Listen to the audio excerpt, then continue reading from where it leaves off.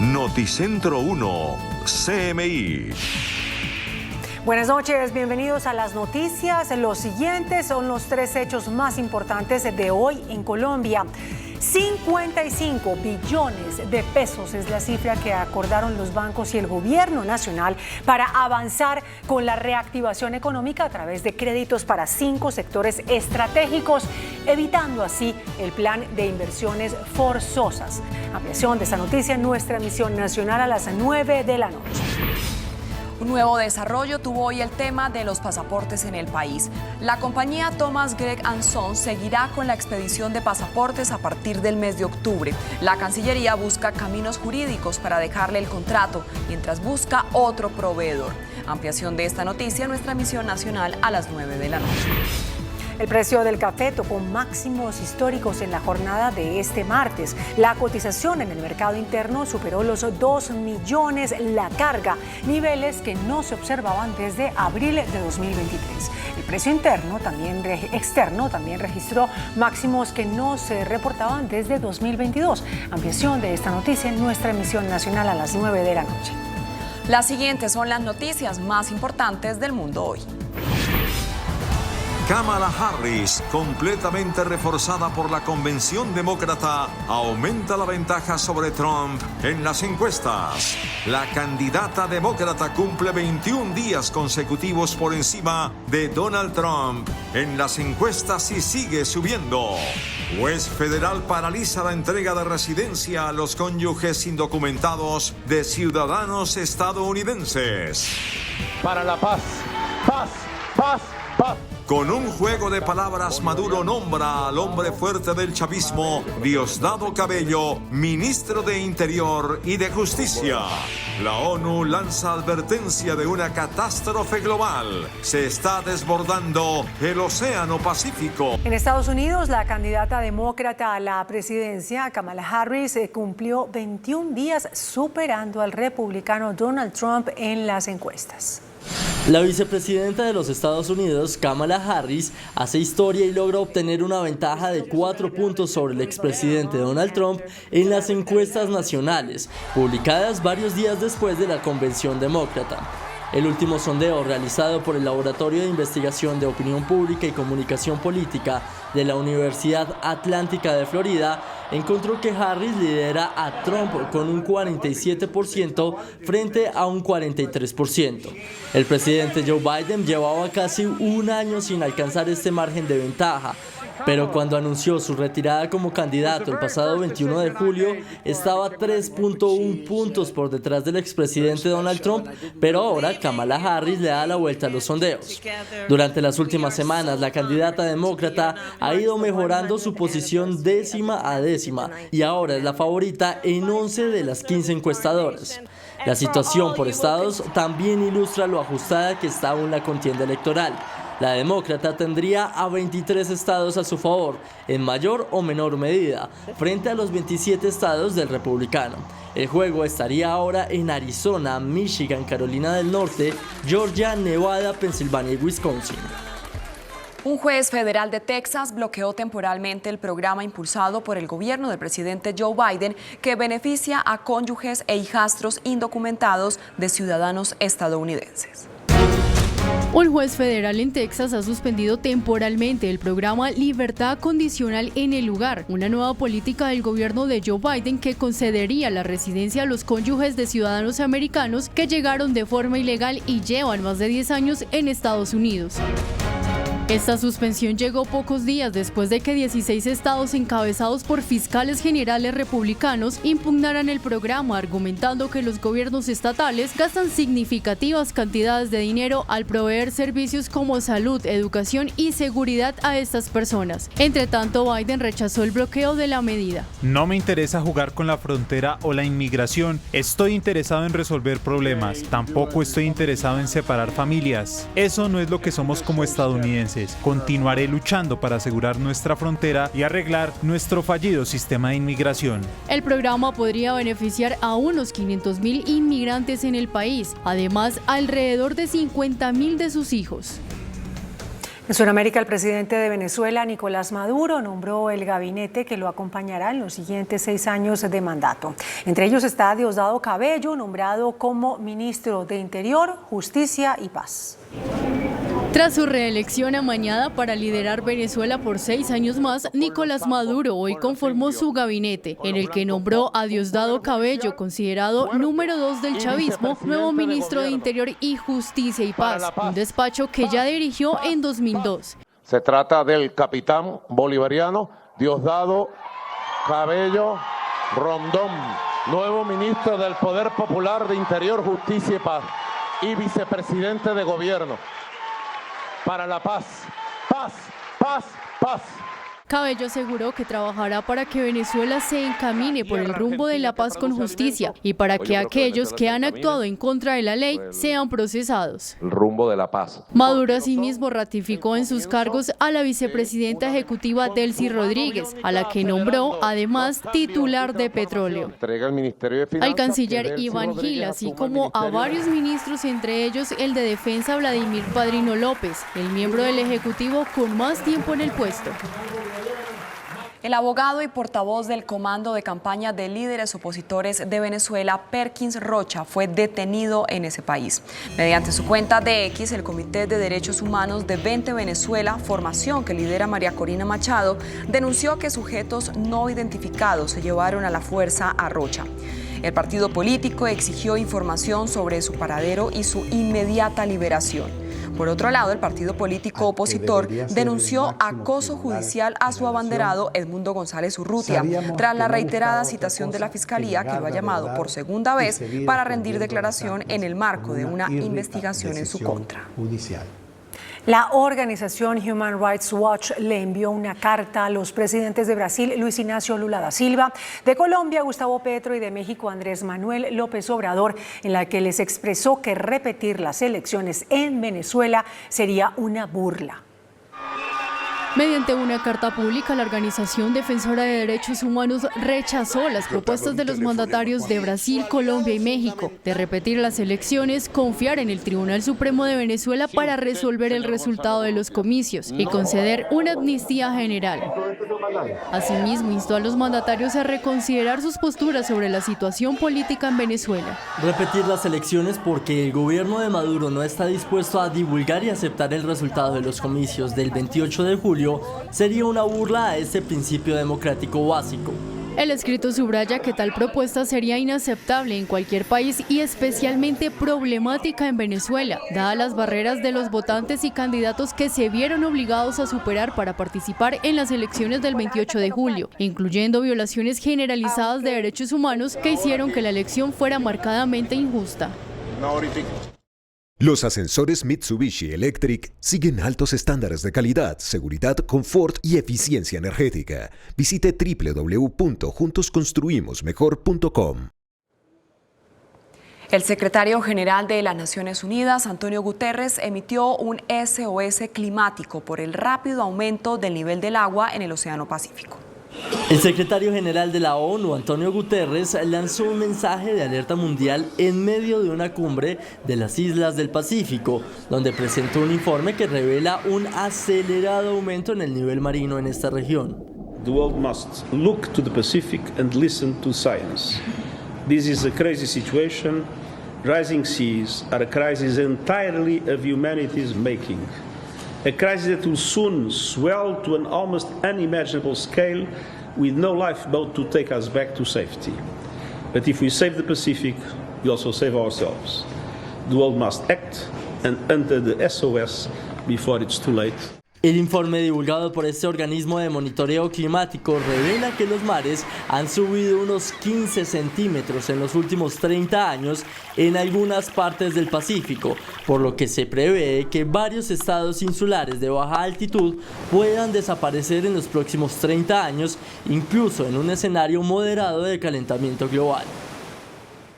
El presidente de Ucrania, Volodymyr Zelensky, anunció que en septiembre le presentará a su homólogo estadounidense Joe Biden un plan para poner fin a la guerra con Rusia. El presidente de Ucrania, Volodymyr Zelensky, dijo que la guerra con Rusia eventualmente terminaría con el diálogo, pero que Kiev tenía que estar en una posición fuerte y que presentaría un plan al presidente estadounidense Joe Biden. Один із напрямків, де частина якого вже зроблена, це Курщина. А другий напрямок – це стратегічне місце України в безпековій інфраструктурі світу. Третій напрямок – це пакет примусу,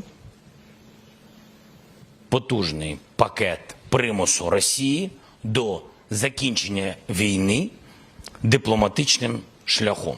El jefe de Estado ucraniano agregó que también entregará el documento a Kamala Harris y a Donald Trump, ya que Ucrania necesitaría el apoyo de Washington también después de las elecciones presidenciales de noviembre en Estados Unidos. En medio de una visita a Rusia, el director del Organismo Internacional de Energía Atómica emitió una alerta sobre un ataque a la central nuclear de Kursk.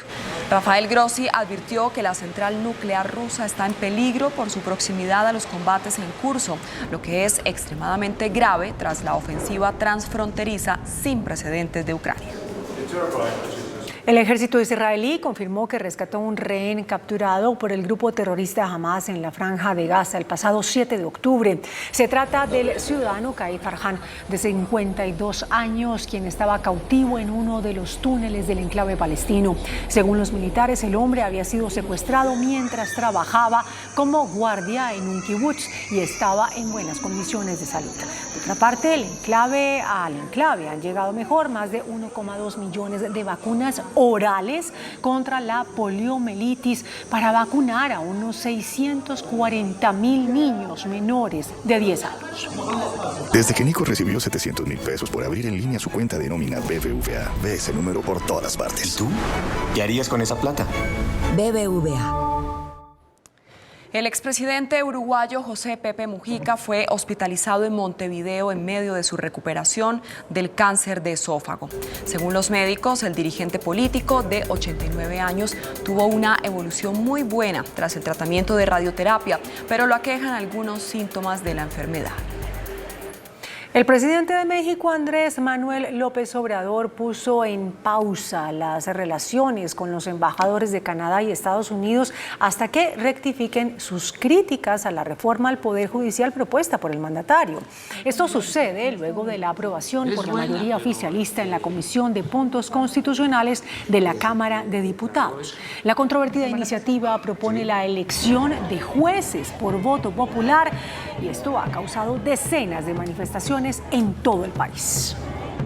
Se viralizó un nuevo método tecnológico para cambiar el color de los ojos por medio de una cirugía.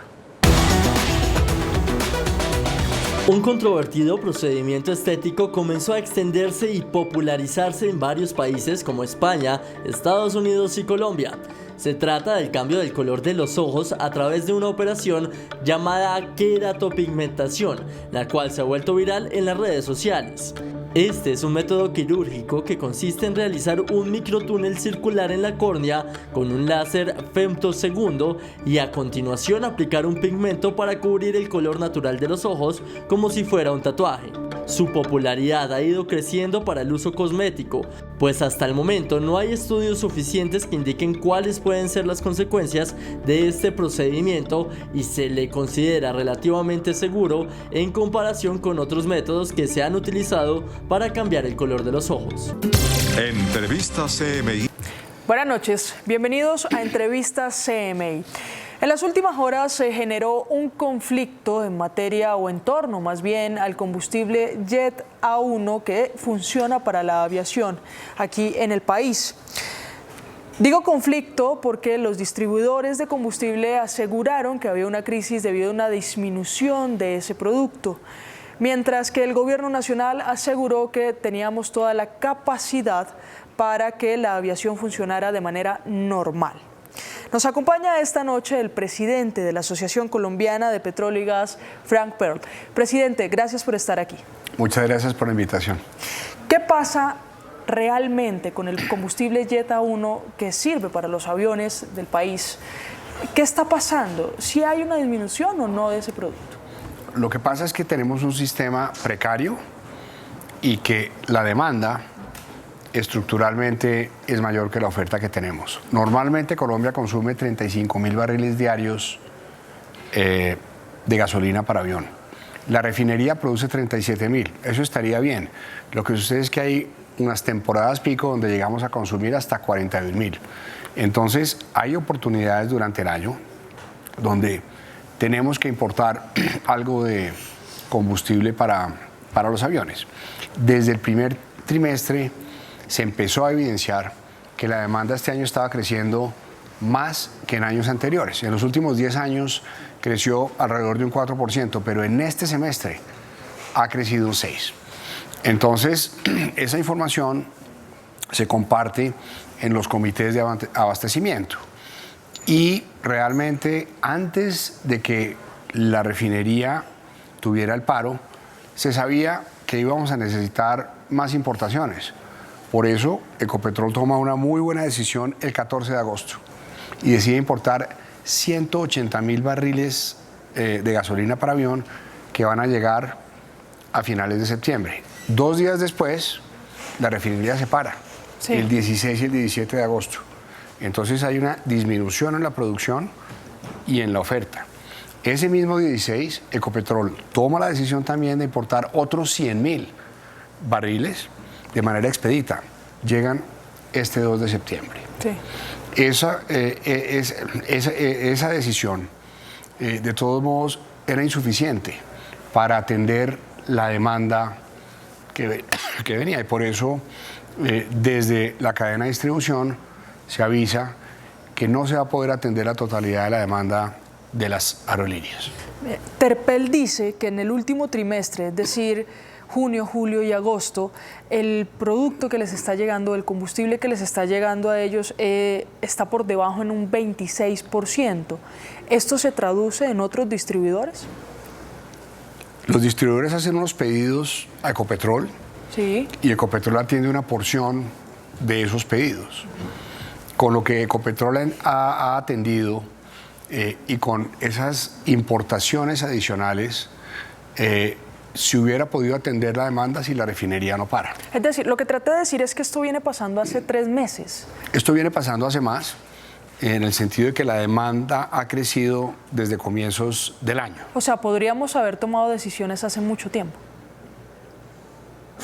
Hubiera sido irresponsable por parte de Ecopetrol tomar las decisiones que tomó ayer, antes, porque como la refinería había parado y las refinerías toman un tiempo para volver a punto, hubieran tomado una decisión que no hubieran podido cumplir.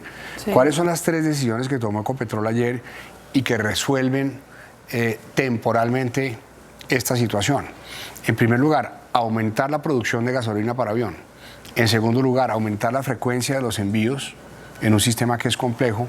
Y en tercer lugar, aumentar el tamaño de los baches dentro de los poliductos. Este sistema es bien complejo. Por ejemplo, desde el momento en que sale el producto de la refinería o llega importado, hay algunos aeropuertos del país que reciben el producto hasta 25 días después. Entonces, estamos hablando de una cadena de abastecimiento, almacenamiento y transporte que requiere de muchísima coordinación. Colombia, usted lo decía, puede llegar a producir 37.000 barriles de este combustible Jet A1. ¿Puede ampliar esa producción Colombia? O sea, ¿tiene la capacidad para ampliarla o hasta ahí podemos llegar? La refinería tiene una capacidad dada y podría ampliar esa capacidad, pero en detrimento de refinar otros productos. Entonces, pues, no es tan fácil, porque el país necesita una mezcla de productos. Lo que sucede aquí es que tenemos unas lecciones aprendidas que podemos aprovechar. Sí. Tenemos un sistema frágil en términos de información. El ministro lo señalaba esta mañana en una entrevista. Nosotros tenemos 4 propuestas que podemos sacar adelante para fortalecer este sistema. En primer lugar, fortalecer y formalizar el funcionamiento de los comités de abastecimiento, que son los comités donde se comparte información adecuadamente y se toman decisiones. En segundo lugar, impulsar la implementación de un borrador del decreto que salió la semana pasada para tener almacenamientos estratégicos. Colombia no tiene almacenamientos estratégicos, es decir, no hay tanques de reserva en los aeropuertos que tengan combustible en caso de emergencia que no se utilicen para nada más. Pero hay que llevarlos hasta allá, es decir, hay que construirlos. Hay que construirlos y se pueden construir, pero necesitamos hacerlo pronto, necesitamos hacerlo muy pronto. En tercer lugar, hay un tipo de gasolina de avión que es el Jet A, no el A1, que es el que consumimos y el que está autorizado en Colombia. El Jet A1 que consumimos y está autorizado en Colombia se utiliza en Europa, en Asia y en África. Es menos fácil de conseguir que el Jet A. El Jet A se vende en Estados Unidos y en Canadá. Es más fácil de conseguir, más rápido de traer y a veces en el mercado de corto plazo, no siempre, es más barato. Una propuesta nuestra es que autoricemos en Colombia el consumo del Jet A en lugar del Jet A1 para tener mayor flexibilidad en la oferta de mercado. Sí, ¿y qué impacto tiene cambiar el combustible a Jet A? O sea, ¿qué diferencias tiene? Porque la aeronave lo toma igual. Tiene una diferencia y es el punto de congelación. El Jet A1 se congela a menos 47 grados centígrados. El Jet A a menos 40 grados centígrados. Una temperatura que nunca los vuelos que llegan hacia Colombia ni salen de Colombia van a alcanzar. Entonces es un combustible que según los expertos funcionaría muy bien. Y una cuarta propuesta que tenemos es autorizar a otros agentes del mercado, como los distribuidores mayoristas, la importación de combustible para avión. Hoy en día el único autorizado es Ecopetrol, que es el único que puede transferir los costos de las importaciones a la cadena de distribución y ellos a las aerolíneas. Diversificar el mercado. Abrir un poco más el mercado, ¿sí? Y fortalecer el sistema. Presidente, ¿qué está pasando? Salgámonos un poquito solo del tema del combustible Jet A1 y abramos el panorama a lo que está pasando con los hidrocarburos en el país. El país en este momento, ¿cómo está en materia de petróleo? Nosotros el año pasado cerramos con una producción de 777.000 barriles diarios. Sí. Tenemos 7.2 años de reservas de petróleo. Pero las reservas de petróleo y las reservas de gas vienen decreciendo sistemáticamente. No es de los últimos 2 años, no es de los últimos 6, en los últimos 15 años las reservas han bajado a la mitad. Entonces hay algo que tenemos que hacer distinto. ¿Por qué? Porque nosotros, Colombia el año entrante, en el 2025, ya tiene unos déficits de gas en el interior del país y en el 2029 se nos acaba todo el gas. Es decir, tenemos, ¿qué? ¿6 años? Tenemos 5 años. Menos tiempo porque estos proyectos son complejos. Desde que un proyecto de exploración comienza hasta que el producto sale al mercado pueden pasar básicamente 6 años. Entonces ya estamos sobre el tiempo. ¿Sobre el tiempo para qué? Para entender que el sector de hidrocarburos es un sector fundamental para la economía de Colombia. La economía, digamos, tiene un soporte en términos de estabilidad fiscal, estabilidad macroeconómica, estabilidad cambiaria, generación de regalías y generación de impuestos.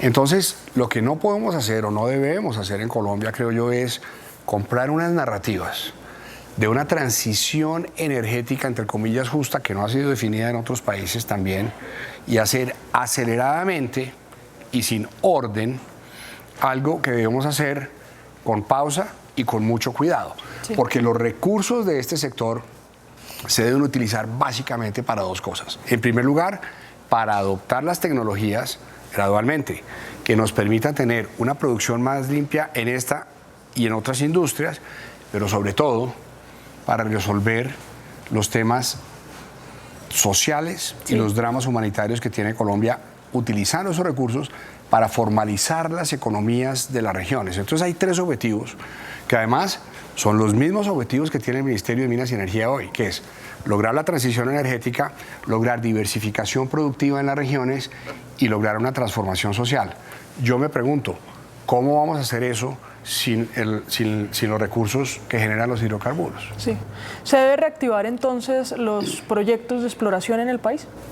Nosotros creemos que sí, nosotros venimos trabajando con la Agencia Nacional de Hidrocarburos para aprovechar de la mejor manera los contratos que hay vigentes. Sí. Lo que sucede es cuando uno hace un análisis de los 41 contratos que hay vigentes hoy y, digamos, realmente en operación y la tasa de éxito de esos contratos, vemos que en el año 2030 nosotros estaríamos prácticamente sin ninguna actividad exploratoria.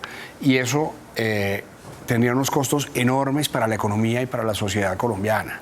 Se habla a veces de 297 contratos, pero a esos hay que restarles los contratos que están suspendidos, etc. Entonces, aquí hay un llamado a que hagamos más exploración de petróleo, más exploración de gas, y también hay un llamado claro a que el sector privado y a que las empresas cumplan adecuadamente su función social sin sustituir al Estado.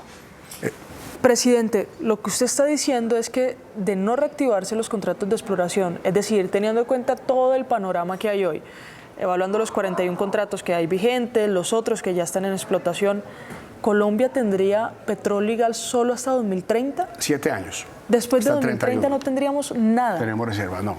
Los contratos que se están ejecutando de las reservas encontradas que están hoy en producción nos alcanzan para 7 años.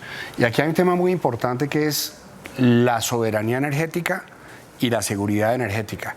Estamos hablando de servicios públicos, de servicios básicos, por ejemplo, el transporte, pero no solamente el transporte aéreo, el transporte de todos los días, la energía, el suministro de gas para que las familias cocinen. Si Colombia es un país que eventualmente es rico en recursos de gas, por ejemplo, ¿para qué vamos a buscar afuera lo que nos ha perdido aquí? El mejor gas es el gas colombiano. ¿Por qué? Porque genera inversiones, transferencia de tecnología, regalías e impuestos. Es de la mejor calidad y no estamos sujetos a las fluctuaciones de precios internacionales. Es decir, ¿la solución del gobierno es importar después de 2030? Nosotros venimos trabajando con la Agencia Nacional de Hidrocarburos y con el Ministerio de Minas y Energía para encontrar opciones dentro de los contratos de exploración, porque la política del gobierno es que no hay más contratos. Eso básicamente lo que quiere decir es obtener más producción marginal dentro de los campos o los contratos vigentes, mejora de tecnologías, lo que se llama el recobro mejorado, y ahora va a haber una opción para que salgan a una posible, entre comillas, ronda, campos pequeños para generar lo que se llama una Liga B de empresas que requieren menos capital y pueden arrancar con producciones bajas, subiendo las producciones, pero todo dentro de la limitación que no hay más exploración. Ahora, en el tema de gas, hay muy buenas noticias. Nosotros tenemos reservas probadas de gas costa afuera. Sí. Y hay un par de proyectos que están avanzando en la costa Caribe. Uno de ellos es el proyecto de Petrobras y el otro es un proyecto de Anadarko. En ese proyecto se han invertido $256 millones. Sí. 10 años de estudios técnicos muy bien hechos, tecnologías probadas, un proyecto con una inversión futura de cerca de $3.000 millones que generaría regalías e impuestos. Y hoy la autorización para que ese contrato continúe está suspendida. ¿Quién la suspende? El Ministerio de Ambiente ha suspendido la autorización de la licencia. La ANLA. La ministra, el Ministerio, no la ANLA, acudiendo a un mecanismo que tiene para verificar unos estudios técnicos. Pero ¿qué sucede? Que para que ese proyecto avance es absolutamente indispensable que se hagan unas exploraciones durante los próximos 12 meses con un barco que vale más de $300 millones, que está disponible y que si no se utiliza ahorita es posible que no lo consigamos hasta 18 meses después. Yo me pregunto, con estudios técnicos serios y probados, en un país que está al borde de una crisis de gas, con seguridad, con falta de suministro en el interior del país, ¿cuáles son las consideraciones que justifican este tipo de decisiones? Y aquí la reflexión nuestra es, Primero la gente, hay que pensar en la gente. Necesitamos petróleo y gas para utilizar los recursos en función de las regiones y en función de los colombianos. Sí. Y claro, todos tenemos que cambiar algunas prácticas para que eso sea posible, pero ese es el camino. El camino no es acabar la exploración y matar los proyectos, porque si no, ¿de qué vamos a vivir? Sí, Presidenta, a eso voy. Ustedes hablan de una urgencia por reactivar el sector de petróleo y gas del país, pero también hay una urgencia por contrarrestar los efectos del cambio climático. ¿Cómo crear una simbiosis entre eso? Es muy importante y este sector está absolutamente comprometido con tener unas prácticas amigables. Ayer estábamos en un foro internacional sobre metano y estábamos compartiendo una cifra que es bastante impresionante. Este sector ha logrado resolver el 97% de las fugas de metano. Tenemos que llegar al 100%. Sí. ¿Sí? Pero me voy a devolver un poco más. El sector de hidrocarburos es un sector que genera únicamente el 5% de las emisiones de gases de efecto invernadero en Colombia. Los sectores que tienen que ver con una mayor cantidad de emisiones son sectores relacionados con el uso del suelo. Por ejemplo, la ganadería y la deforestación por la ampliación de la frontera agrícola, luego la industria y la movilidad. Entonces, si tenemos un diagnóstico equivocado, la solución va a ser equivocada. Y señalando a un sector que tiene un impacto del 5% pensando que es la solución de todo el problema, lo que estamos haciendo es haciéndole un daño profundo a la economía colombiana. ¿Qué debemos hacer como sector?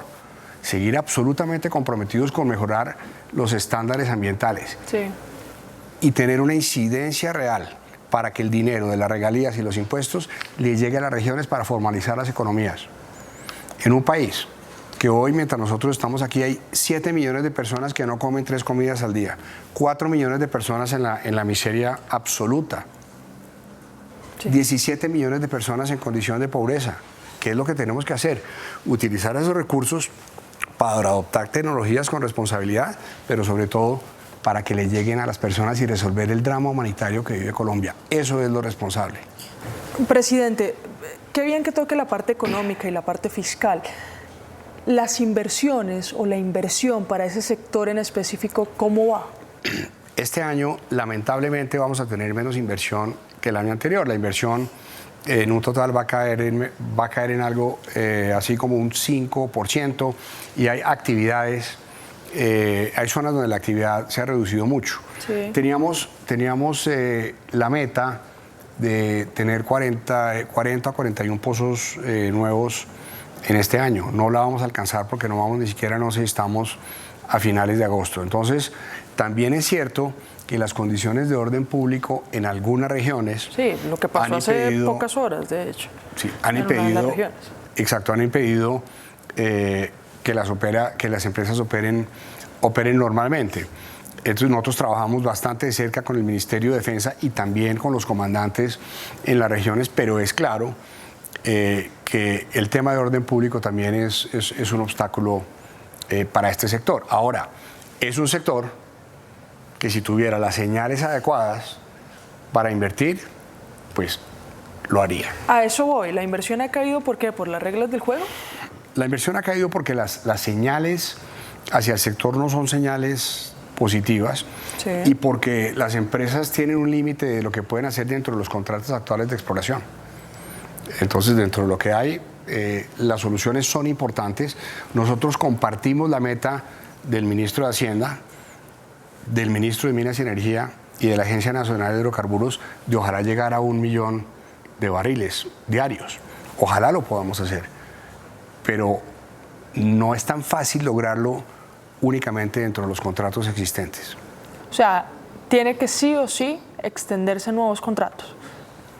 Tendrían que entrar en producción proyectos muy grandes, porque estamos hablando de barriles equivalentes de gas y petróleo, sí, como los proyectos Costa Afuera, pero en el tema de petróleo necesitamos reconsiderar la decisión de nuevos contratos de exploración claramente. ¿Por qué? Tenemos la responsabilidad con los colombianos de ser un país autosuficiente y tener nuestras propias fuentes de energía. Las fuentes de energía de un país deben ser diversas, tenemos que tener un portafolio de fuentes múltiples. Sí. Entonces tenemos que trabajar con lo que hay e ir gradualmente adoptando energías que son más amigables con el medio ambiente, aunque también está claro que no todo lo que se llama energías renovables son tecnologías que tienen eficiencia energética y eficiencia en el uso de minerales. Retomo mi pregunta entonces, presidente, que la hice al inicio de este programa. Colombia, la capacidad de producción de petróleo y gas en el país va hasta lo que tenemos ahorita. Es decir, ni con los contratos que ya existen ni con los que están en este momento en exploración se podría aumentar la producción, mientras que la demanda sí está aumentando. No, sí se podría aumentar en algo la producción. En algo.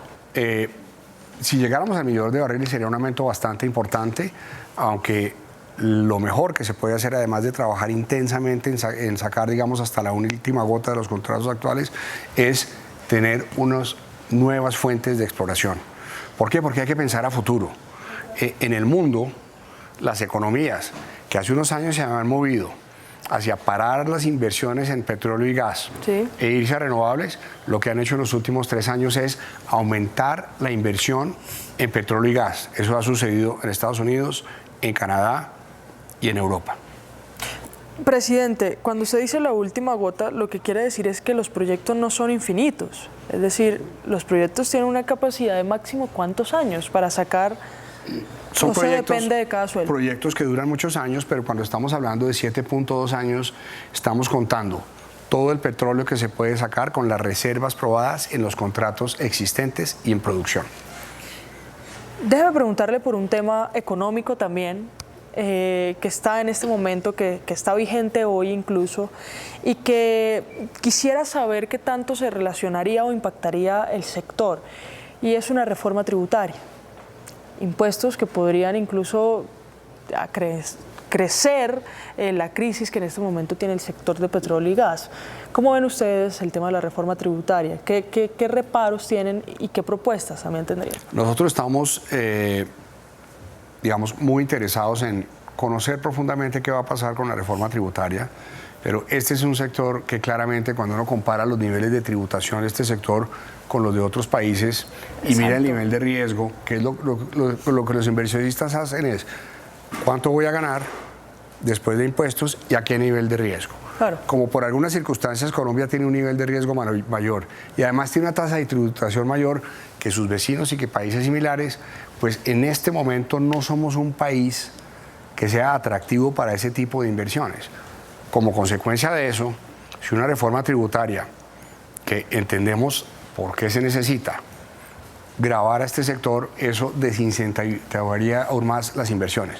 Pero sobre el tema de la reforma tributaria, pues hay mucha tela que cortar. Sí. También es muy importante comenzar por reducir los gastos del Estado, por reducir lo que son los gastos de funcionamiento. Es decir, una reforma tributaria hoy ahondaría el problema del sector.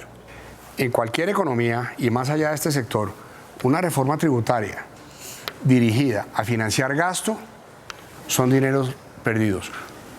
Los recursos del Estado deben ir principalmente a inversiones, que es lo que genera progreso, competitividad, lo que habilita las posibilidades de las organizaciones, las empresas y las regiones para producir más y mejor. Pero una reforma tributaria para financiar gasto es dinero perdido. Sí. Lo que usted está diciendo, presidente, es que una reforma tributaria que aumente impuestos al empresariado, a los sectores industriales, a los sectores económicos, y no que reduzca el gasto del Estado, afectaría notoriamente. Pero a las familias también. Es que las familias colombianas ya no aguantan más que les toquen el bolsillo. Claro. Estamos en un punto en que los ingresos han disminuido, el tema de la actividad económica está bastante parado en algunos sectores, entonces claramente una reforma tributaria, aunque el Estado la necesite para cuadrar sus finanzas, sería recesiva. ¿Qué tan beneficioso sería importar combustibles como el Jet A1, como lo ha anunciado el director de Planeación Nacional y el presidente de Ecopetrol más que todo, sobre traer esa importación más bien? Colombia en el año 2023 no importó combustible de avión, pero normalmente importa en algunas temporadas, especialmente en temporadas altas, y como les decía, las refinerías no pueden producir todo el tiempo, tienen que escoger qué produce. Entonces lo más probable es que al crecimiento de la demanda nosotros vamos a continuar importando algo de combustible para avión. Es decir, no importa si es Colombia o es otro país, siempre se va a necesitar de una importación. Lo que dijo el presidente de Ecopetrol de importar combustible para aviación es completamente normal, es una de las decisiones que debería tomarse. Sí, y creo que la tomó muy bien, porque la tomó de manera responsable cuando tenía la certeza de que la refinería podía responder. Ahora, volviendo al tema del combustible de avión, esto es una alerta que se resolvió en el muy corto plazo, pero tenemos que mirar cómo evoluciona esto, porque estructuralmente el sistema está muy exigido. Claro, pues presidente, le agradezco mucho por plantearnos un panorama de lo que pasa con los combustibles, con el petróleo y con el gas en el país. Muchas gracias a ustedes por la invitación, Luisa. Y a ustedes, queridos televidentes, los invitamos a continuar aquí, en Noticentro 1, CMI.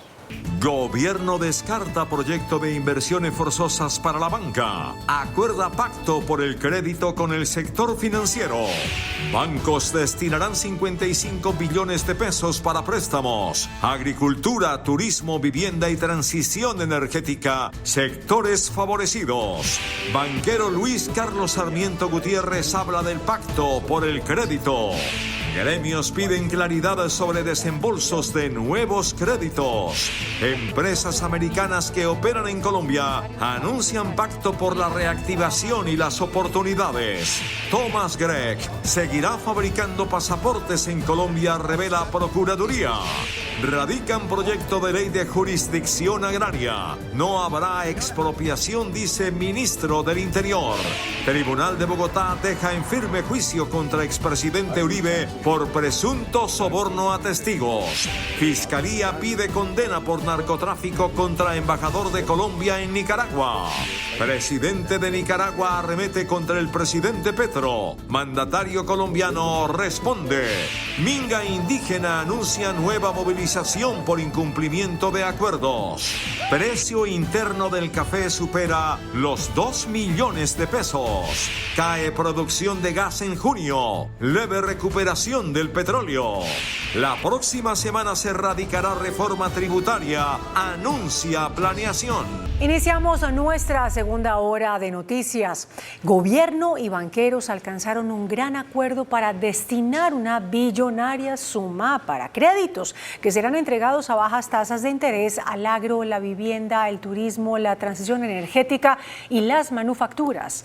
Estarán disponibles 55 billones de pesos para estos préstamos.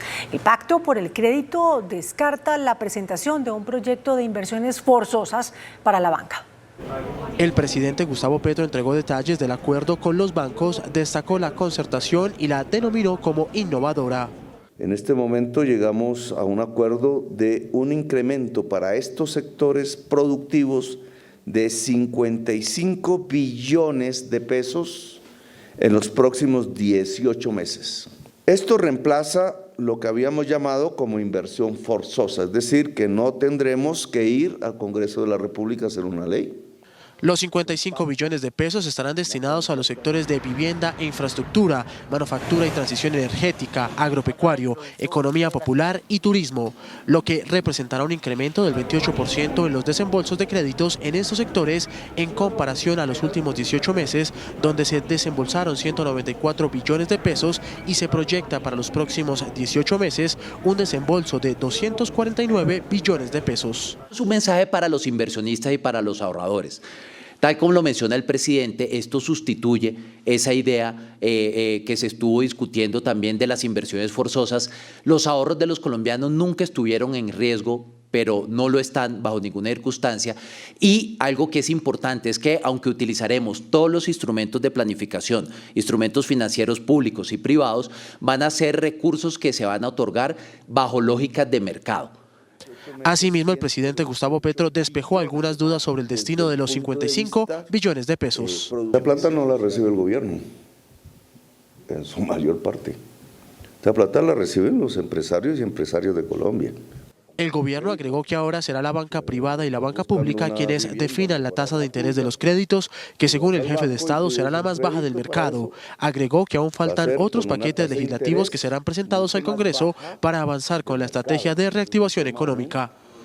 El presidente de la Junta Directiva del Grupo Aval, Luis Carlos Sarmiento Gutiérrez, habló sobre el pacto por el crédito. Advirtió que el sector financiero está dispuesto a destinar mayores recursos de crédito para la reactivación económica, pero sin poner en riesgo el ahorro del público.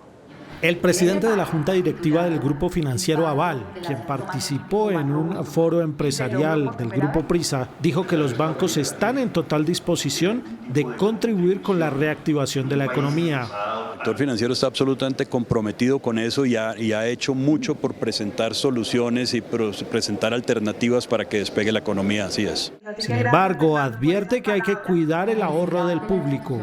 ¿Qué hace el sector financiero? Constantemente busca ese equilibrio entre poder prestarle a todo el mundo, pero prestarlo seguramente para nunca comprometer los fondos que recibe.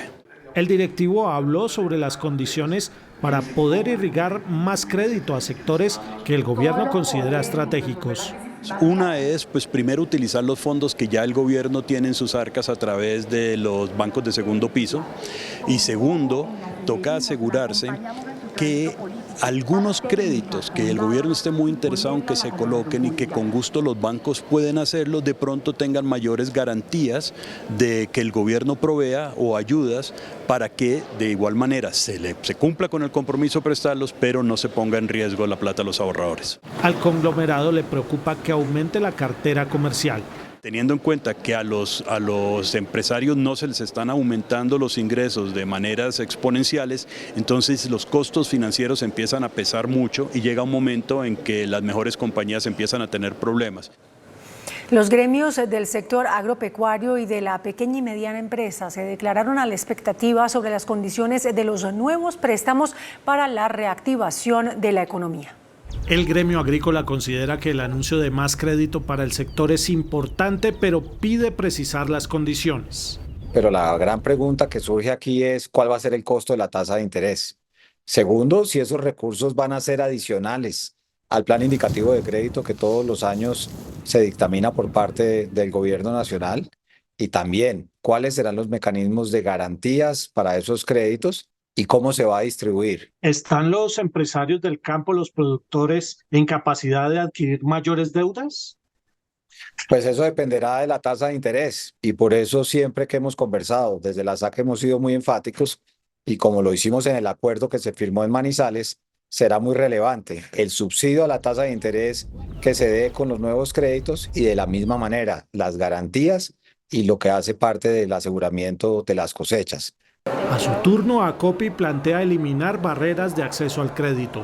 Que tienen que ver con el establecimiento de periodos de pago con flexibilidades, la posibilidad de reducir los requisitos con los que tienen los empresarios que presentarse ante el sector financiero para acceder a esos recursos, las tasas.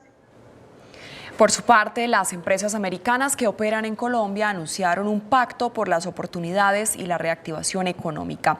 Las grandes multinacionales apadrinarán a 350 empresas nacionales. La presidenta de la Cámara de Comercio Colombo-Americana, María Claudia Lacutir, explicó en qué consiste el Pacto por las Oportunidades, suscrito por más de 350 empresarios. Que es un compromiso colectivo, un compromiso de los empresarios para empresarios, en el que estamos trabajando en generar negocios, en generar respuestas a las necesidades del país. El pacto incluye un compromiso en el que grandes empresas impulsan a las pequeñas y medianas. Es el acompañamiento que se le está haciendo a la micro, pequeña y mediana empresa a través de un proceso de mentoría, un proceso de capacitación, de ayudarles a adaptar sus productos para que sean viables, no solamente venderlos a nivel nacional, sino a nivel internacional y por ende generar mayores beneficios y mejores resultados en sus procesos productivos. La dirigente explicó que con esta estrategia ya se han generado 10.000 empleos para jóvenes. Thomas Gregg & Sons seguiría con la expedición de pasaportes a partir de octubre y además asesorando al gobierno, así lo reveló la Procuraduría. El procurador delegado para la conciliación, Ramiro Escandón, dijo que la Cancillería y la empresa Thomas Gregg & Sons están a punto de llegar a un acuerdo en el que la empresa se comprometería a continuar con la expedición de pasaportes a partir del 3 de octubre y además sirviendo como asesora a la nueva compañía que se contrate para la expedición de los pasaportes. El camino que se está buscando es precisamente que el 3 de octubre haya garantía de la prestación de ese servicio. ¿Cómo? Mediante la posibilidad de que Thomas Gregg asesore al gobierno en la implementación del nuevo modelo, y en ese asesoramiento quien va a asumir el nuevo modelo se integre a esa forma. Thomas Gregg le dirá cómo, y entonces ese nuevo operador, que puede ser un órgano internacional, entrará a hacer la operación. Se conoció que la Cancillería y Thomas Gregg & Sons adelantan meses de trabajo para conciliar sobre la millonaria demanda de la compañía en contra del Estado por haber declarado desierta la licitación de los pasaportes en la administración de Álvaro Leiva. El Gobierno Nacional radicó hoy en el Senado el proyecto de ley que reglamenta la jurisdicción agraria. Los ministros del Interior, Justicia y Agricultura negaron que la iniciativa implique que vaya a haber expropiación express de tierras. Durante el gobierno Petro fue tramitado un acto legislativo y una ley estatutaria, y ahora la ley de reglamentación de la jurisdicción agraria. El año entrante habrá jueces y tribunales agrarios para resolver los conflictos que hay por la tierra en las zonas rurales del país. Ante las críticas del Centro Democrático en el sentido de que esto es una expropiación vía express, el gobierno refuta.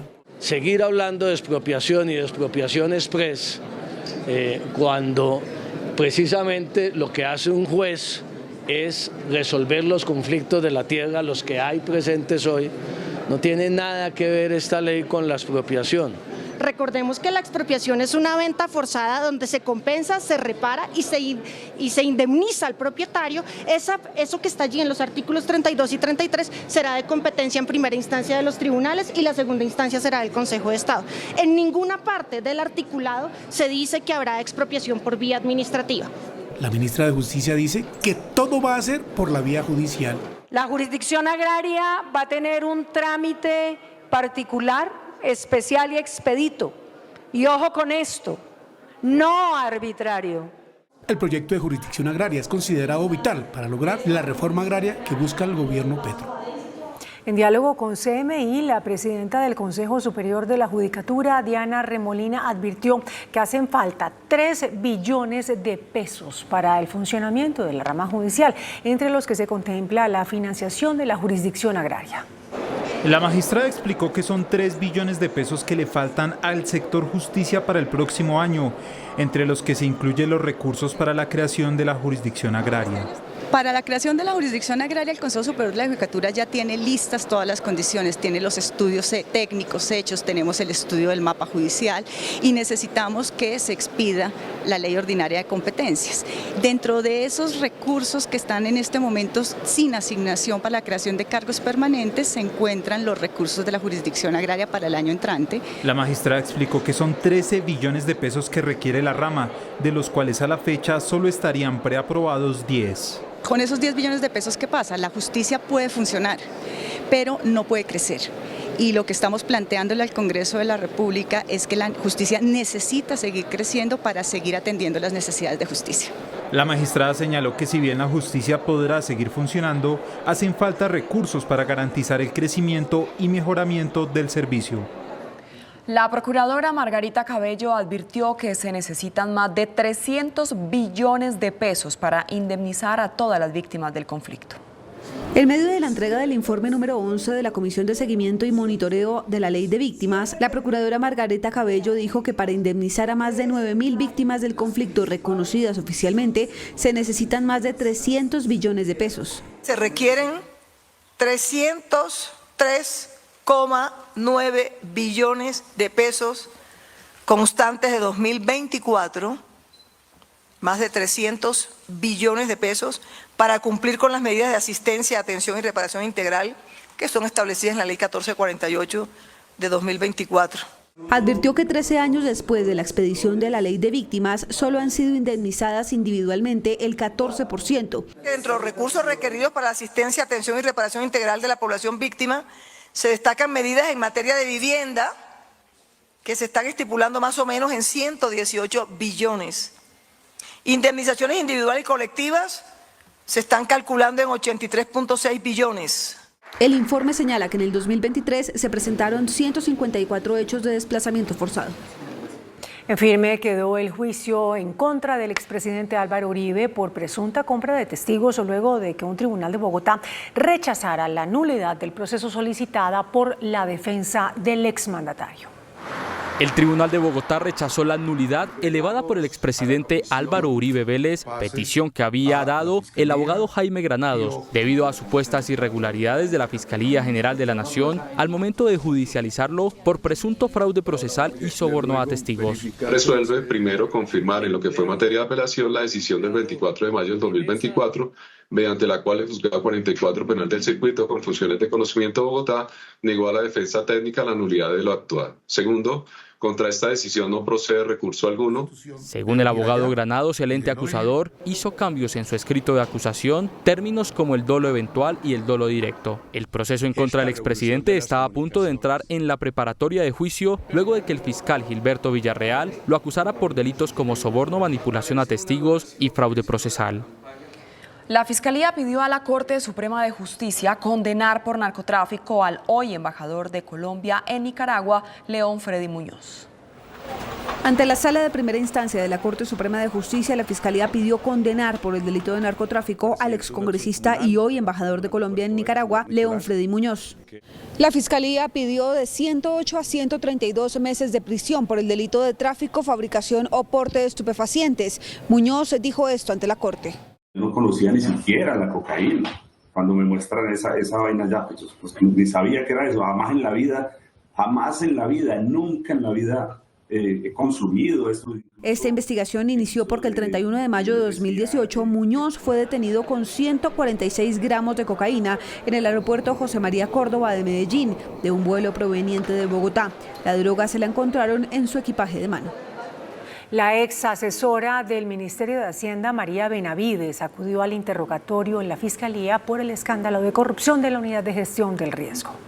Es la tercera vez que la ex asesora del Ministerio de Hacienda, María Alejandra Benavides, asiste a los llamados de la Fiscalía por el escándalo de corrupción en la Unidad del Riesgo. Su abogado Jaime López dijo que piden garantías a la Fiscalía y el respeto por el debido proceso. Nosotros somos respetuosos del proceso, así que las declaraciones que vamos a hablar son con la Fiscalía y todo lo demás. Como ustedes se han dado cuenta, nosotros no hemos estado prestos ni a salir a medio, estamos coordinando y hablando la defensa de María Alejandra y siendo muy respetuosos del proceso. Lo que pedimos es que también se respete el procedimiento y los derechos de ella. Extraoficialmente se supo que Benavides no negociará con la Fiscalía, pues se ratifica en su inocencia. Ella fue salpicada por Olmedo López y Sneider Pinilla de supuestamente estar implicada en el direccionamiento irregular para 3 proyectos por 92.000 millones de pesos con recursos de la Unidad de Riesgo. El presidente Gustavo Petro respondió a su homólogo nicaragüense Daniel Ortega tras ser catalogado como arrastrado por no reconocer a Nicolás Maduro como presidente de Venezuela. En medio de la cumbre de presidentes de la Alianza Bolivariana ALBA, Daniel Ortega, presidente de Nicaragua, arremetió contra el presidente Petro y el presidente de Brasil por no reconocer la reciente elección de Nicolás Maduro como presidente de Venezuela. Pobre Petro. Y a Petro lo veo como compitiendo con Lula a ver quién va a ser el líder que va a representar a los yanquis en América Latina. Te estás arrastrando también, Lula. Te estás arrastrando, Lula. Y no me digas que tus gestiones fueron extraordinarias. El presidente Petro, a través de su cuenta de Twitter, respondió a los comentarios. Nos ha llamado arrastrados Daniel Ortega, solo porque queremos una solución negociada, pacífica y democrática en Venezuela. Al menos no arrastro los derechos humanos del pueblo de mi país y menos los de mis compañeros de armas y de lucha contra las dictaduras. Este no ha sido el primer cruce de mensajes entre los presidentes, quienes han mantenido tensas relaciones a través de las redes sociales. En un memorando que entregó al presidente Gustavo Petro, el expresidente Juan Manuel Santos sugirió no reconocer el triunfo de Nicolás Maduro en Venezuela. Dijo que la presión internacional para que Maduro salga del poder debe aumentar. Aunque no asistió hoy a la Comisión Asesora de Relaciones Exteriores, el expresidente Juan Manuel Santos le entregó en la víspera un memorando sobre lo que hay que hacer con Venezuela al presidente Gustavo Petro. Maduro, con todo lo que hemos visto, perdió toda legitimidad y debe irse. Y ojalá se vaya sin violencia, ojalá pare la represión que está ejerciendo sobre los venezolanos la violación de los derechos humanos y que tenemos todos que hacer lo posible para que esa transición sea tranquila, pero sobre todo para que se haga, porque no queremos otra Nicaragua incrustada en América Latina, sobre todo con un país tan importante como Venezuela. El presidente también habló de la importancia de que la Fundación Rockefeller tenga sede en Bogotá para América Latina. No solamente están dándole energía a los que no tienen energía, sino que sea una energía limpia. Eso es música celestial para Colombia. Precisamente con la Fundación Rockefeller hubo un evento hoy sobre biodiversidad y naturaleza. Culminó en la Presidencia de la República la reunión de la Comisión de Relaciones Exteriores, donde el gobierno ratificó su postura sobre la situación en Venezuela. Tras el encuentro con la Comisión de Relaciones Exteriores, el canciller Murillo aseguró que la posición de Colombia frente a Venezuela se mantiene. La postura de Colombia está plasmada en un comunicado que expidieron y ustedes conocen los presidentes Petro y Lula. Colombia se mantiene como un país que tiende puentes y que puede generar facilitación y mediación para soluciones de fondo. A pesar de la inasistencia de varios expresidentes que conforman la comisión, el canciller aseguró que escucharon todas las voces. Fue una conversación muy tranquila, donde el presidente planteó distintos puntos de vista, obviamente en el marco de la confidencialidad y la reserva de ese tipo de conversaciones, y hubo muchas coincidencias, matices obviamente en las posiciones. El ministro agregó que a pesar de las diferencias, gran parte de la comisión apoya la postura del gobierno Petro. Habitantes de Venezuela abandonan el vecino país ante las pocas oportunidades que encuentran para trabajar y progresar. Muchos de ellos hacen su travesía por Cúcuta. La pesadilla para los venezolanos de la oposición apenas comienza. Después del 28 de julio, la ilusión de un cambio poco a poco se desvanece y la única opción que les queda es salir del país. José Gregorio Rangel, a partir de hoy inicia una odisea sin rumbo fijo, sin dinero, 4 hijos menores y su esposa como coequipera, con todo el dolor en su corazón, especialmente por el incierto del futuro para sus herederos. Llegó a Colombia, donde espera un mejor vivir. Sin rumbo, jefe, sin rumbo, donde me agarre, donde vea que me puedan prestar el apoyo con un trabajo digno, yo pueda trabajar y pueda mantenerlos a ellos. La situación social y económica del vecino país es la razón para buscar nuevos horizontes. No tenemos una estabilidad económica allá en Venezuela. No tenemos cómo comer bien, estamos comiendo puro bagazo que nos manda el presidente Nicolás Maduro Moro, pensando que es una comida real para nuestros niños, lo cual no nos está abasteciendo para el crecimiento de ellos. Quienes vinieron del exterior a votar por el cambio prefieren regresar a los países que los han acogido, lejos de sus familias. En Venezuela no se puede quedar uno por la cuestión de el sistema de gobierno que estamos viviendo, la dictadura que tenemos, y tenemos que irnos a otros países para poder ayudar a la familia. Por eso es que tenemos que viajar, irnos de Venezuela. Eso fue lo que nos quedó con todo lo que pasó con las elecciones. Se estima que más de 1 millón de venezolanos saldrían en los próximos días buscando una oportunidad en países suramericanos como Colombia, Chile, Perú y Ecuador. El ministro de Defensa, Iván Velázquez, reveló que 12.000 integrantes de la Fuerza Pública garantizarán la seguridad durante la cumbre ambiental COP16 que se desarrollará en Cali. El ministro de Defensa explicó ante el Congreso que la alcaldía de Cali adquirió un sistema antidrones y el gobierno amplió el pie de fuerza en la ciudad, entre otras medidas de protección para la COP16. La seguridad para este evento está garantizada y que siempre estaremos atentos para prevenir cualquier posibilidad de cualquier brote. De otra parte, el jefe de la cartera de defensa le hizo un llamado al ELN tras el atentado registrado en las últimas horas en el oleoducto Caño-Limón-Coveñas. No ha sido precisamente voluntad del ELN reanudar esos diálogos. Entonces no tiene que presionar precisamente porque se haga algo. Velázquez estuvo en el Congreso atendiendo una citación sobre la situación de orden público en Cali de cara a la COP16. La Minga anunció una nueva movilización de por lo menos 8.000 indígenas hacia Bogotá debido al incumplimiento de los acuerdos alcanzados con el gobierno.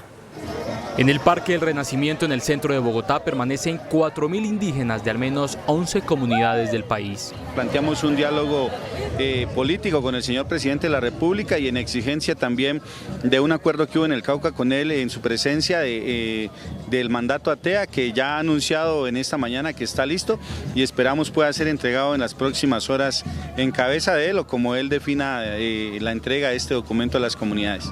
En la tarde se manifestaron, marcharon hacia el centro de Bogotá, especialmente a la sede del CRIC. Anunciaron la llegada de otros 8.000 indígenas desde el departamento del Cauca. Vamos a movilizar más o menos unas 2.500 personas, entendiendo que aquí dentro del parque se queda un trabajo con comisiones de gobierno. Ante la situación, el presidente de la República trinó. El decreto ATEA está listo. Es un acuerdo con las comunidades indígenas del Cauca y su organización, el CRIC. Un paso adelante en la concertación social. Ahora es importante lograr el gran pacto interétnico que permite un verdadero poder popular en el departamento y la paz. Todas esas personas pertenecientes a 11 pueblos indígenas aseguran que no se irán de Bogotá hasta que tengan una solución de fondo por parte del gobierno nacional. El gremio de los cultivadores de caña pidió al gobierno más seguridad ante los hechos violentos que se han presentado en las plantaciones. Ya se han denunciado más de 200 ataques. Durante el encuentro de seguridad convocado por la Presidencia de la República, del que participaron representantes del Gobierno Nacional, del sector privado y de la cúpula militar y policial, Claudia Calero, presidenta ejecutiva de Asocaña, reiteró el sentido llamado a las autoridades judiciales para que refuercen las medidas que garanticen la seguridad de los trabajadores del campo, pues en lo corrido del 2024 se han registrado 225 casos de inseguridad en la agroindustria de la caña. Este año se han presentado situaciones de inseguridad en más del 70% de los municipios en donde operamos. Pero lo que más nos preocupa son los ataques contra la vida de nuestros trabajadores, pues este año hemos tenido un trabajador asesinado, 1 más herido y 2 secuestrados en diferentes hechos. Durante el encuentro, la presidenta de la Asociación de Cultivadores de Caña planteó una estrategia transversal para los departamentos de Cauca y Valle del Cauca, considerándolos el corredor más complejo en seguridad para los trabajadores y las comunidades del área de influencia de esta agroindustria. La erosión está destruyendo un corregimiento en Nuquí, en el departamento del Chocó. Los habitantes bloquearon la pista del aeropuerto de la población para llamar la atención del gobierno. Más de 200 habitantes del corregimiento de Termales del municipio de Nuquí, sitio turístico del Chocó, están en riesgo por la erosión costera y el desbordamiento de los ríos Ostional y Aguacaliente, lo que ha generado la pérdida de 300 metros de playa, varias viviendas, emprendimientos, canchas deportivas, entre otras edificaciones. Ya no hay turismo en esta zona y los pescadores no pueden salir a sus labores. Con el paso del tiempo, la emergencia se agudiza. Porque además de la desviación del río, se debe hacer una contención del mar. Se han tenido múltiples pérdidas, tanto privadas como públicas, entornos protectores como la escuela de surf, y está a punto de perderse la iglesia de la comunidad. Hoy estamos viendo las pérdidas materiales. Hoy la comunidad no está durmiendo, hoy la economía ha disminuido porque los pescadores no están saliendo, hoy las personas que viven del turismo no están tampoco realizando sus labores. Los habitantes de Termales se tomaron la pista de aterrizaje del aeropuerto de Nuquí, evitando el aterrizaje de aeronaves. Esto como protesta exigiendo una pronta solución a esta problemática. Un contundente golpe dieron las fuerzas militares a las disidencias de las FARC en el departamento del Guaviare, donde fue abatido un lugarteniente de alias Iván Mordisco. Así fue neutralizado alias Steven, un peligroso cabecilla e integrante de la estructura Armando Ríos de las disidencias de las FARC, que delinque desde el departamento de Guaviare y cuyo máximo cabecilla es alias Iván Mordisco. Esa acción contundente de los ejércitos ha permitido entrar en combate con esta estructura, la cual pues ha ruido al combate, y en esa operación pues hemos dado de baja a este individuo y también una importante incautación de material de guerra. Este sujeto sería responsable de múltiples asesinatos, extorsiones y diferentes delitos en contra de la población. El ministro de Salud, Guillermo Jaramillo, garantizó los recursos para la prestación del servicio a los usuarios del sistema durante los próximos 3 meses. De acuerdo con el jefe de la cartera de salud, el gobierno viene garantizando los recursos necesarios para la prestación del servicio. Se desembolsaron más de 8 billones de pesos para julio y agosto e incluso se anticipó recursos para septiembre. Por ello advirtió que no hay excusa de las EPS para que no presten servicio independientemente de la enfermedad del paciente. Aquí no puede ninguna EPS justificar de ninguna manera el que no atienda a todos y cada uno de los pacientes. El funcionario afirmó que tampoco es una excusa la solicitud de retiro como prestadoras de salud, ya que el gobierno no ha tomado ninguna decisión. Porque no me gusta ya o no me está yendo bien o no estoy teniendo jugosas ganancias, entonces ahora me retiro. No. Eso no es así. El pronunciamiento fue hecho al finalizar la reunión de ponentes del proyecto de presupuesto, el cual está a consideración del Congreso de la República. El presidente del Congreso de la República, Efraín Cepeda, anunció esta noche en la plenaria del Senado que por iniciativa de la policía serán aumentadas las medidas de seguridad en el Capitolio Nacional en vista de que al día ingresan 5.000 visitantes. ¿Qué va a hacer la Policía Nacional?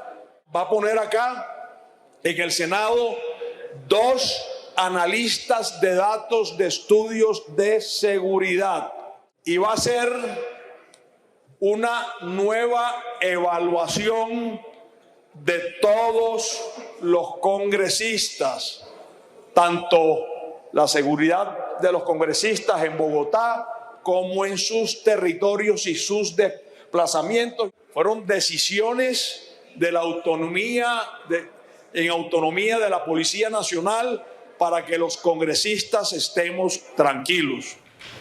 Un retraso de al menos 2 meses tendrá el viaducto en la calle 72 de Bogotá, que hará parte de la primera línea del metro.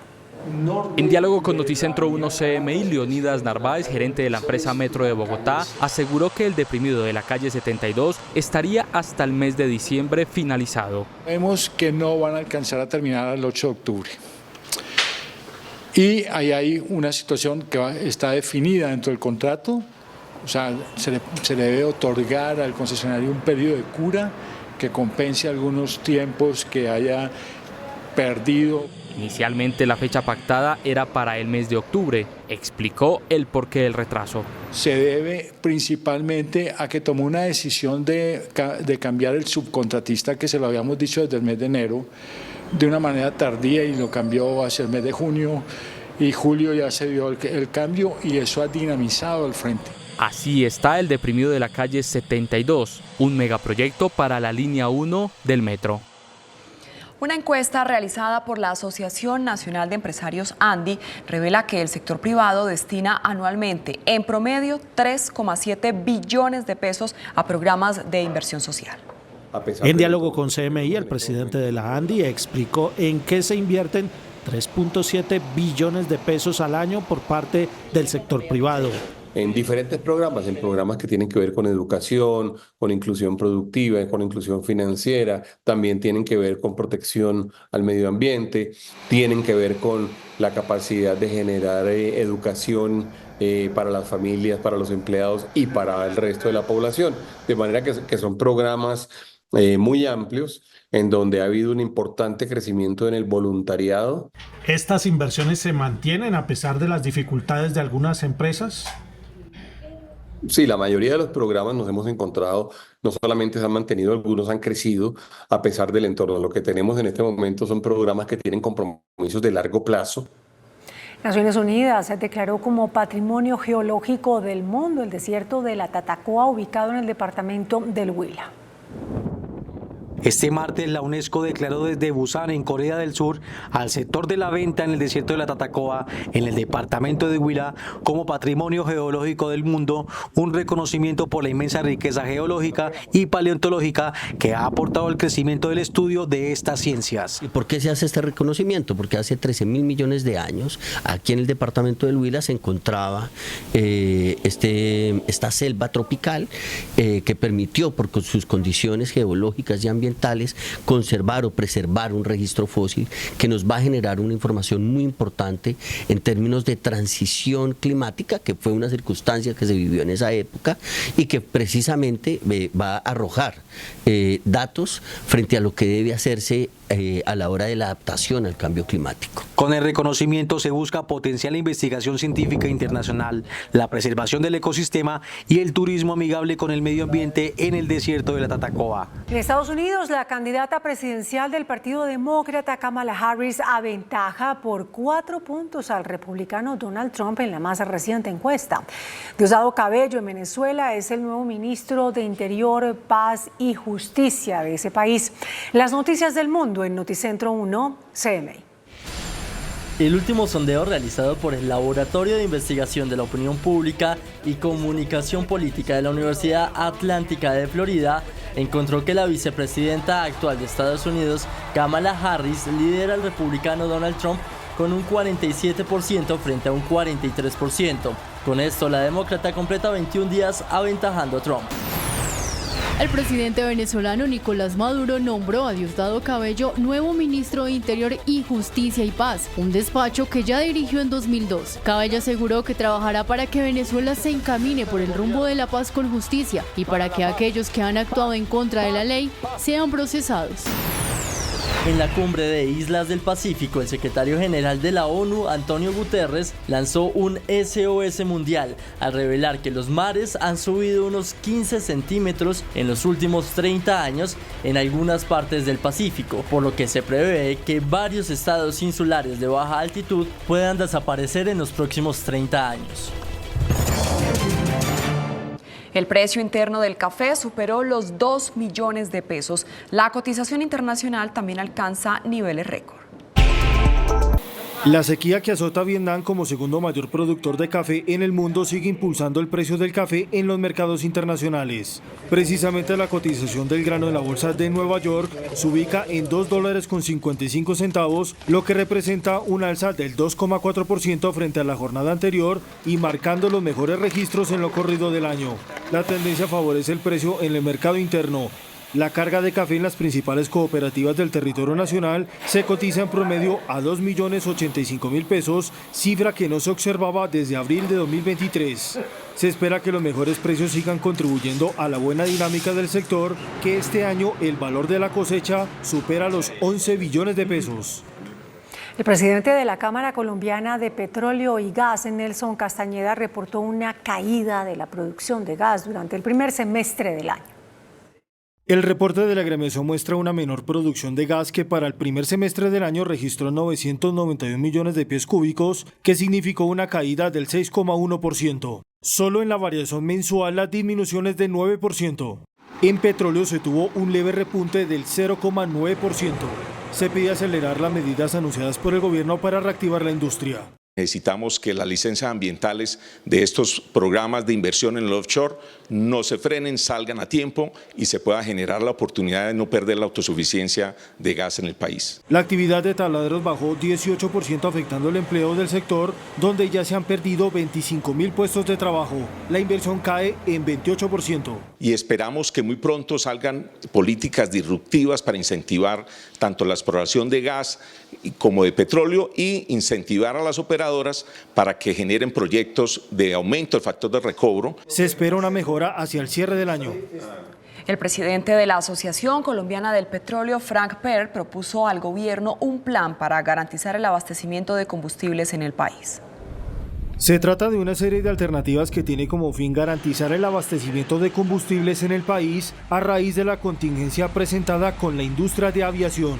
En primera medida se propone habilitar que las importaciones de combustible de aviación sean realizadas por terceros para el reconocimiento de los costos asociados. Se requieren medidas estructurales. La posibilidad de que los distribuidores, los mayoristas, diferentes a Ecopetrol, puedan hacer importaciones. Se pide habilitar combustibles Jet A para uso de turbinas en Colombia y un mecanismo de planeación, además de promover infraestructura de almacenamiento. Colombia no tiene almacenamientos estratégicos, o sea, no tenemos tanques de reserva para situaciones de crisis. Necesitamos construir almacenamientos estratégicos para tener unos inventarios permanentes que se usen solamente en momentos de crisis. Se esperan medidas oportunas desde el gobierno nacional. Y la industria de transporte aéreo pidió garantizar el suministro de combustible para que situaciones como la aparente escasez de la gasolina para aviones no se repitan en el futuro. que mientras esas condiciones de suministro se mantengan, pues la operación aérea puede normalizarse. Desde la Asociación Internacional de Transporte Aéreo afirman que la operación aérea se normalizó y se mantendrá así mientras se garantice el suministro de Jet A1, combustible para aviación. Entre todos tomemos las medidas para que estas circunstancias no se repitan. Obviamente la continuidad en la prestación del servicio público de transporte aéreo es nuestra prioridad, nuestro deber. Para eso necesitamos obviamente que exista el suministro del combustible de aviación. Sobre los cambios de itinerarios y demás medidas que tomaron las aerolíneas por la falta de combustible, respondió. Pues nos vimos abocados como industria a tomar las medidas que se pueden tomar desde lo operacional y a informar a los usuarios también en el marco de las instrucciones que recibimos de la Autoridad Aeronáutica de informar a los usuarios. El director de Planeación Nacional, Alexander López, anunció que la próxima semana se llevará al Congreso el proyecto de ley de financiamiento o reforma tributaria. El director del Departamento Nacional de Planeación, Alexander López, anunció que la próxima semana el gobierno tiene planeado volver a presentar ante el Congreso el proyecto de reforma a la ley de financiamiento, luego de que la Corte Constitucional tumbara todo el articulado. El ajuste que estamos planteando por 12 billones a través de una ley de financiamiento, la ley de financiamiento todavía no la hemos terminado, ¿cierto? El proyecto que vamos a radicar al Congreso, nosotros estamos consultando con el presidente, consultando con los asesores, ¿cierto? ¿Qué iría en esa ley de financiamiento? Y la idea es que nosotros el próximo lunes ya, pues no solamente tengamos el borrador ya definitivo y estaríamos radicando martes, miércoles de la otra semana también ese proyecto de ley de financiamiento. Según López, en el nuevo proyecto volverán a buscar recursos para el sector carbón, el sector petróleo y también dijo que están analizando el impuesto al patrimonio y reestructuración de la DIAN. El sector eléctrico prendió las alarmas por un preocupante desequilibrio entre la demanda y la oferta de energía que podría generar dificultades de abastecimiento en los próximos 3 años. Según las cuentas del presidente de la Asociación de Generadores de Energía, mientras la demanda de electricidad este año ha aumentado un 5%, la oferta y la capacidad instalada apenas lo han hecho en un 2%. La demanda de energía sí está creciendo y viene creciendo desde el año pasado a ritmo considerable. Hay regiones con unos crecimientos mucho más altos, como por ejemplo la región Caribe. Preocupa que en agosto ha llovido un 40% menos que en los promedios históricos sobre los embalses que generan energía hidroeléctrica. ¿Qué produce esto? Que tengamos que producir energía más con térmicas y sube obviamente el aporte de la generación térmica en estos momentos. Estamos generando más o menos un 20-25% del total de lo que consumimos con generación térmica, precisamente para que el embalse no se nos venga abajo otra vez, sino que continúe creciendo. El dirigente lamentó que proyectos de energía eólica ya lleven 2 años de retraso. La Contraloría informó que adelanta más de 800 procesos de responsabilidad fiscal por el aparente desvío de más de 2 billones de dinero de regalías.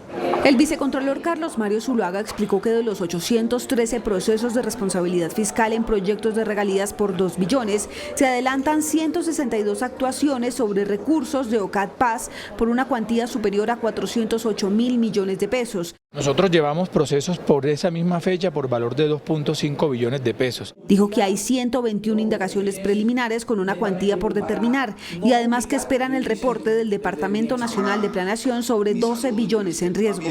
Nosotros recibiremos información también de ello para verificar el alcance de esos hallazgos fiscales y efectivamente saber si son competencia o no, porque seguramente también hablan de irregularidades de proyectos que bajo la modalidad de adjudicación u otro mecanismo tendrán otro tipo de connotación de irregularidad. Las declaraciones se dieron en el foro sobre la optimización de contratación pública que se llevó a cabo en el Congreso, donde además se planteó reformar la Ley 80. El índice de capitalización de la bolsa que mide el comportamiento de las 25 principales acciones cerró a la baja. El índice selectivo MSCI Colcap de la Bolsa de Valores de Colombia bajó 0,2% a 1.341 puntos. La acción del Grupo Bolívar fue la que más subió, con una valorización de 6,83% a 60.680 pesos. La acción de Canacol Energy fue la que más bajó, con una pérdida de 2,31% a 11.820 pesos. La acción más negociada de la jornada fue la Preferencial Bancolombia, al movilizar más de 14.000 millones de pesos, con una pérdida del 1% a 33.660 pesos. El dólar cerró al alza. Indicadores económicos en Noticentro 1 CMI. La tasa representativa del mercado que regirá para mañana miércoles será de 4.045 pesos con 64 centavos.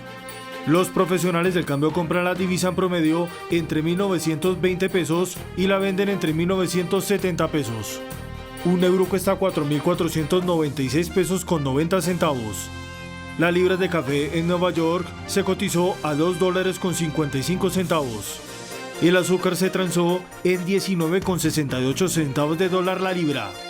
El barril de petróleo WTI se cotizó en $75 con 75 centavos. La referencia Brent para Colombia se cotizó en $78 con 92 centavos. Una acción de Ecopetrol cuesta 2.060 pesos. Hasta aquí Noticentro 1 CMI.